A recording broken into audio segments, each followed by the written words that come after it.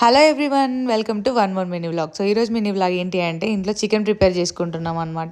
So ఇక్కడ 2 types ఎందుకు పెట్టాము అని అంటే, ఒకటేమో చిన్న చిన్న పీసెస్ ఈయన ఫ్రై లాగా చేస్తున్నాడు, అండ్ ఇంకొకటి వచ్చేసి నేను కర్రీ చేస్తున్నాను అనమాట. ఇక్కడ నార్మల్గా ఎప్పుడు చేసుకునే కర్రీ లాగా కాకుండా డిఫరెంట్గా చేద్దామని చెప్పేసి, యాక్చువల్గా నిజం చెప్పాలంటే ఇన్స్టాగ్రామ్లో చూసాను గైస్ ఒక రెసిపీ. అంటే చికెన్ కర్రీ మనం సేమ్ ఎలా వండుతామో అలానే, కాకపోతే కొంచెం డిఫరెంట్గా అనమాట. సో అది చూసి నేను ఏదో కొత్తగా ట్రై చేస్తా చూడు, నా కర్రీ బాగా అవుతుంది అని చెప్పేసి ట్రై చేసిన అనమాట. కాకపోతే ఇక్కడ ఏమైందంటే కర్రీ కొంచెం అటు ఇటే అయింది. ఇప్పుడు మీరు చూడండి, నార్మల్ గా మనం కర్రీకి కారం, పసుపు అండ్ అల్లం వెల్లుల్లి పేస్ట్ అన్ని ఫస్టే కలిపేసి ఫ్రిడ్జ్ లో పెట్టేసుకుంటాం కదా. సో అలా కాకుండా ఆయిల్ లోనే యాడ్ చేశాను అనమాట. సో గైస్, ఇంకొక విషయం, శ్రీ కనక మహాలక్ష్మి జ్యోతిషాలయం ప్రేమ సమస్యలు, పెళ్లి సమస్యలు ఉన్న భార్యాభర్తల గొడవలు, విద్య, ఉద్యోగం, వ్యాపారం, స్త్రీ పురుష వశీకరణం, కుటుంబ ఆర్థిక సమస్యలు, సంతాన సమస్యలు, గ్రహ సమస్యలు, నరదృష్టి, నరఘోష సమస్యలు, బాలగ్రహ పీడకలలు, ఎటువంటి సమస్యలకైనా 100% పరిష్కారం. గురువు గారికి నమ్మకంతో కాల్ చేయండి. సెల్ నెంబర్ వచ్చేసి 9550019998. అండ్ ఇక్కడ మీరు చూసినట్టయితే కర్రీలో